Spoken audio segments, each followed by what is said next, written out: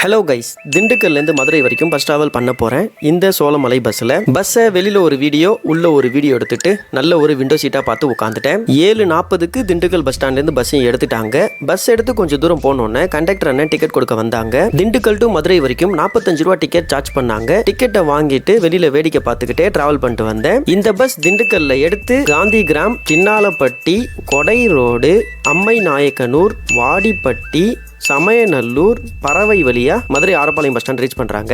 நான் கிளம்புற டைம்ல மேகமூட்டமா இருந்த வானத்துக்கு நடுவுல தெரிஞ்ச சூரிய ஒளி, அதை பார்த்துக்கிட்டே டிராவல் பண்றதுக்கு செம சூப்பரா இருந்ததுங்க ரைடு.